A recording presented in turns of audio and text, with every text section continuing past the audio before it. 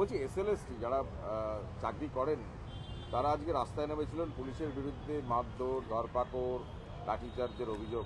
তারা বলছেন যে তারা তো যোগ্য, তারা তাদের চাকরির অনিশ্চয়তা। দেখুন, একদম পরিষ্কার কথা হচ্ছে, যারা চাকরি প্রার্থী তারা রাস্তায় যেহেতু যান চলাচল আটকে যাচ্ছে, সেই জন্য রাস্তাটাকে সচল রাখার জন্য প্রশাসনকে কিছু স্টেপ নিতে হয়। সেটা সম্পূর্ণ আলাদা বিষয়। কিন্তু তাদের বুঝতে হবে যে এই বিকাশ ভট্টাচার্য এরা কর্মপ্রার্থীদের শত্রু। আমি আপনাদের বলছি, যে কোনো মূল্যে মামলা করে চাকরি আটকে রাখা, সর্বশেষ সুপ্রিম কোর্টে দাবি করে যে যোগ্যদেরও চাকরি খারিজ করতে হবে। এরা চান কি? যদি কেউ কোথাও অন্যায় করে থাকেন তার শাস্তি হবে, আইনের পথে চলবে। কিন্তু যোগ্য প্রার্থীরা কেন অনিশ্চিত থাকবেন? কেন, কিসের জন্য? যারা যোগ্য হয়েও চাকরি যাওয়ার ভয়ে যারা উদ্বিগ্ন, তাদের আবেগকে আমি পূর্ণ সমর্থন জানাচ্ছি। যারা যোগ্য তাদের চাকরি বাতিলের জন্য যারা সওয়াল করে, তারা যুব সমাজের বিরোধী, কর্মপ্রার্থীদের শত্রু।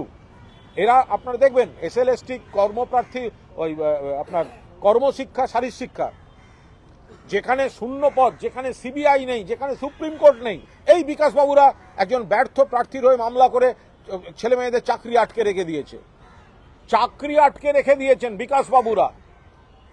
এসএফআইকে আজকে বলতে হচ্ছে যে বিকাশবাবুর এই মামলার সঙ্গে একমত নন। ক্ষতিটা তো করে দিয়েছে সুপ্রিম কোর্টে যোগ্য প্রার্থীদেরও চাকরি বাতিল আবেদন করে বসে আছে। তাহলে বুঝুন কাদের নিয়ে চলছেন। সিপিএম জমানায় কোনো কম্পিউটার ছিল না, খুলে কমরেডদের বাড়ির লোক সব চাকরি পেয়েছে, চিরকুটে চাকরি হয়েছে। এরপরে এসব কম্পিউটার ডকুমেন্টেশন এসব এসছে। যদি কেউ কোনো অন্যায় করে থাকেন, তদন্ত শাস্তি, আমরা 100% তদন্ত এবং শাস্তির পক্ষে। কিন্তু যারা যোগ্য তাদেরও চাকরি বাতিল করার জন্য আবেদন করেছেন এই বিকাশ ভট্টাচার্য। যারা যোগ্য এসএলএসটি সাধারণ, যারা আবার SLST work education, physical education, যারা যোগ্য, যাদের প্যানেলে সিবিআই নেই, যাদের সঙ্গে সুপ্রিম কোর্টের কোনো পেন্ডিং কেস নেই, কোর্টকে মিসলিড করে এই বিকাশবাবুরা আটকে রাখছেন। একটু খোঁজ নিয়ে দেখুন না এইসব মামলার জন্য কত খরচা হচ্ছে। এদের জিজ্ঞাসা করুন কাদের কত টাকা খরচা হচ্ছে। এইটার একটা প্যারালাল সিবিআই ইনভেস্টিগেশন চাই। এই চাকরি আটকে রাখার পেছনে কি কাজ করছে?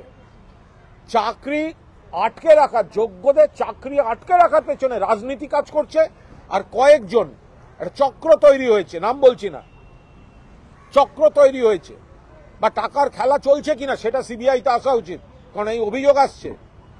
এদের হয়ে যারা দাঁড়াচ্ছেন তারাই আবার এদের আটকাতে আরেক দলের হয়ে দাঁড়াচ্ছেন, তারাই আবার এত করছেন। ফলে এগুলো এই গোটা বিষয়টা, এই কি হচ্ছে, কেন হচ্ছে, কারা খেলছে, পেছনে টাকার খেলা আছে কিনা, রাজনীতির খেলা তো আছেই, সেটাও সিবিআই তদন্তের অন্তর্গত হওয়া উচিত।